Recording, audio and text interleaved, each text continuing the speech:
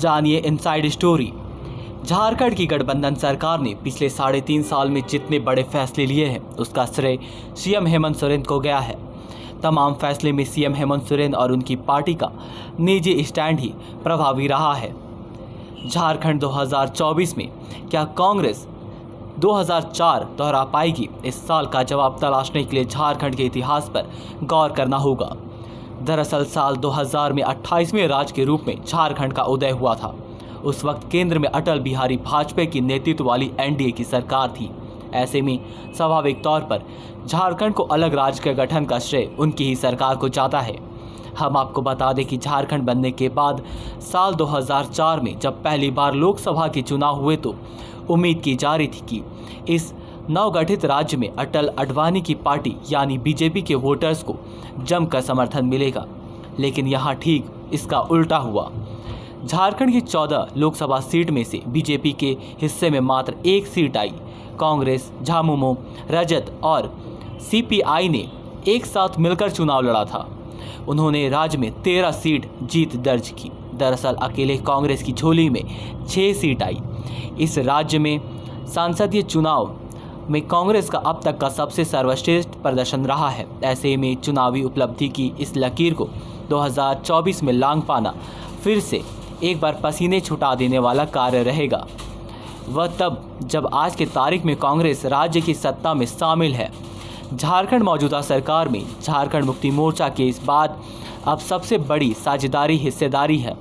Party के 4 विधायक हेमंत सोरेन की कैबिनेट में मंत्री भी है। झारखंड विधानसभा में पार्टी में कुल 17 विधायक है।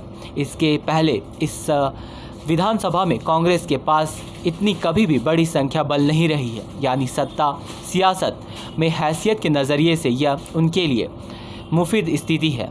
माना जा रहा है कि 2024 में चुनाव में साधनों संसाधनों के लिहाजे से पार्टी पिछले चुनाव की तुलना में बेहतर पोजीशन पर होगी, लेकिन सच ये भी है कि राज्य में पावर शेयर होकर कांग्रेस की पोजीशन एक सत्तारूढ़ी पार्टी जैसी नहीं दिखाई देती है। राज्य के गठबंधन सरकार ने पिछले 3.5 साल में जितने भी बड़े फैसले लिए हैं, तमाम बड़े फैसले का श्रेय सीएम हेमंत सोरेन के हिस्से में गया है। इस सरकार की ओर से राजनीति तौर पर मुफीद वही फैसले लिए गए हैं, ये लिए जा रहे हैं जो हेमंत सोरेन और उनकी पार्टी चाहती है। अगर बात करें 1932 खतियान आधारित डोमिसाइल पॉलिसी स्टैंड को, या फिर ST SC OBC के आरक्षण बढ़ने के फैसला हो, राज्य में प्रतियोगी परीक्षा की नियमावली हो, या फिर कर्मचारी की या फिर ओल्ड पेंशन बहाली का मामला हो, इन तमाम फैसलों में हेमंत सोरेन और उनकी पार्टी का निजी स्टैंड ही प्रभावी रहा है। हालांकि अदालत ने हेमंत सोरेन सरकार के इन फैसलों में से कुछ को खारिज कर दिया, लेकिन वह इसकी बदौलत अपने कोर वोटर्स को राजनीतिक तौर पर मजबूत संदेश देने में सफल रहे हैं। कांग्रेस इस स्थिति में नहीं है कि वह 2024 के लोकसभा और विधानसभा चुनाव में इस सरकार के कामकाज या फैसलों को अपनी उपलब्धियों के तौर पर गिना या फिर बता सके। वजह यह है कि डोमिसाइल परीक्षा नियमावली, भाषा आदि पर हेमंत सोरेन सरकार के बड़े फैसले कांग्रेस के एजेंडा के अनुकूल नहीं थे। कांग्रेस के विधायक ने ऐसे कुछ फैसलों पर ऐतराज़ भी जताया था, लेकिन सीएम हेमंत सोरेन के आगे उनकी एक ना चली। कांग्रेस के एक बड़े नेता निजी बातचीत में कहते हैं कि हेमंत सोरेन सरकार में हमारी पार्टी की हैसियत रेलगाड़ी के इंजन में लगी बोगी से ज़्यादा नहीं है।